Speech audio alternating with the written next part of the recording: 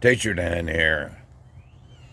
Oh boy, it's time to talk about principles, ain't it?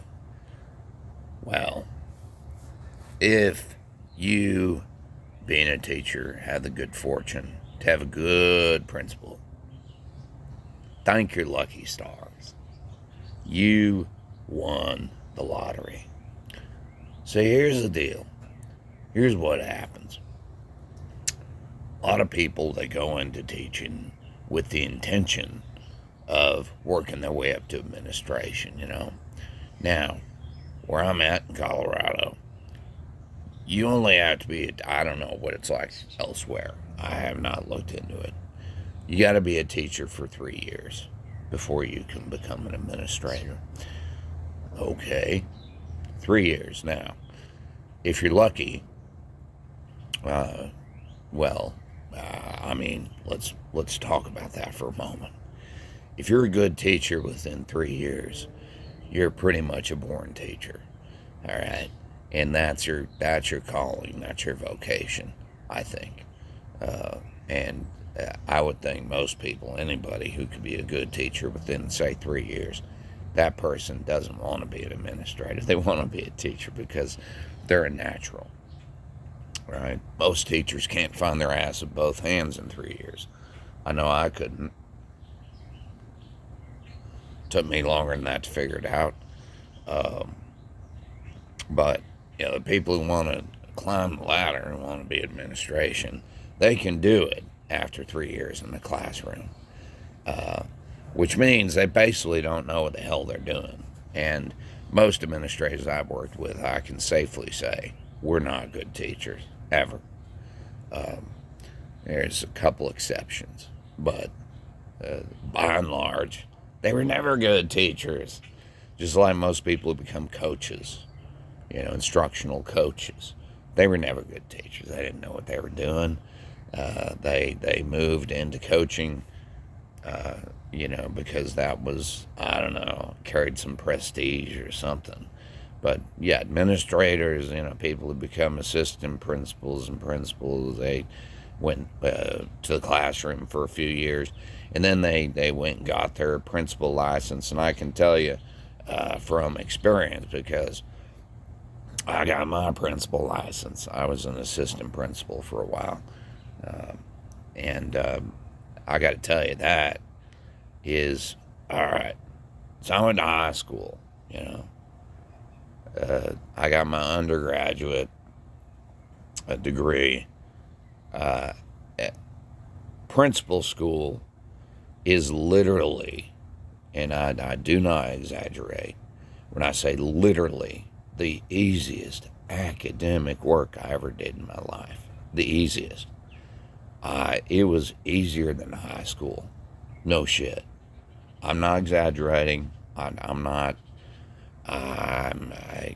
It was absolutely bonehead easy.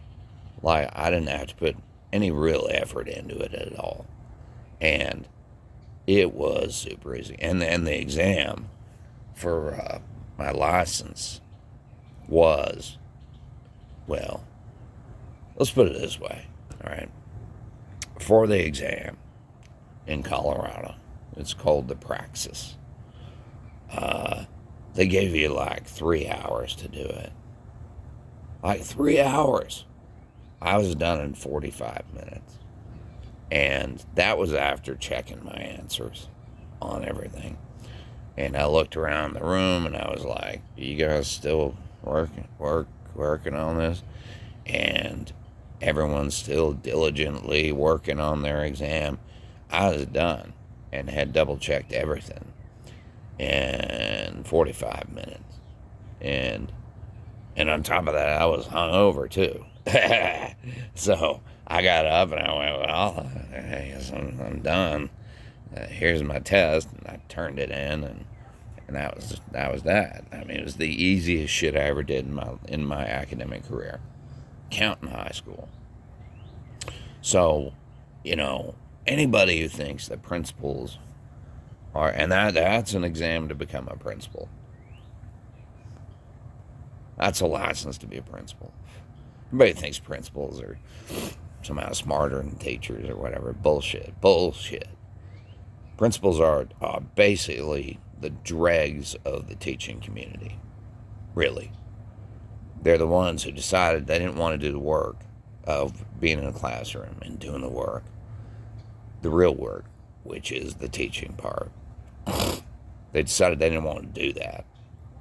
They wanted to make more money, and somehow there's a component of that that has to do with wanting to be in authority, wanting to be in charge, wanting to be, I don't know, somehow have people look at you as if you're the person who, is like a figurehead, I don't know how to even put it. It's like attention-seeking behavior on the part of these people. Because, in all my years, I've had like 2 good principals, 2 good ones. And I've had about, more than a dozen, put it that way, principals throughout my career. And they pretty much all share the same thing. They share the same trait, mostly. Okay, with like 2 exceptions. Which is they love the attention, they love the authority, they love being able to tell people what to do. They are not, again, I'm going to come back to this, and I mentioned it in another video, but they're not leaders. What they are is bureaucrats. They're desk jockeys. They sit at a desk in an office. They're not leaders. They're not showing people how to do it.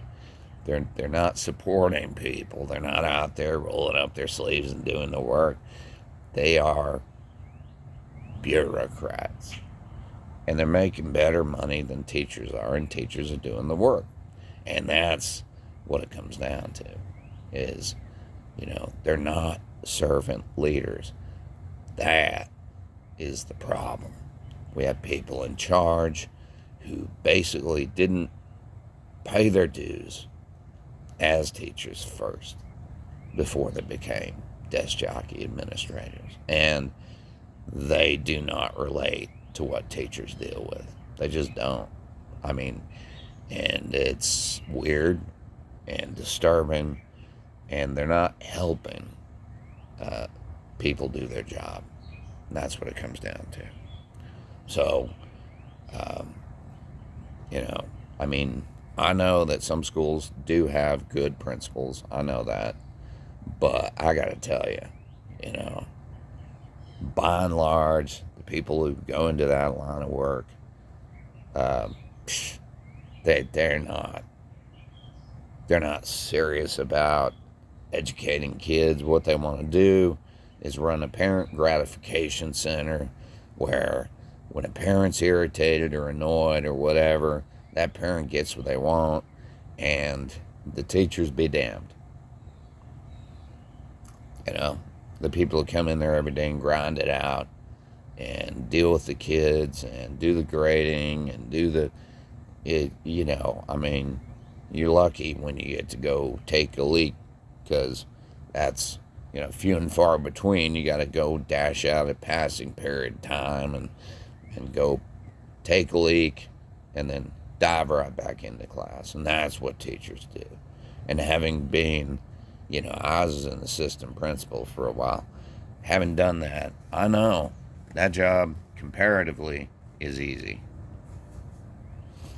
You can take breaks when you need to. There's days when you don't have time for breaks and lunch, but for, like a lunch break. But yeah, you can go to the bathroom when you need to. Okay? There's days when it gets hairy and gets busy and all that. I know. I've done it.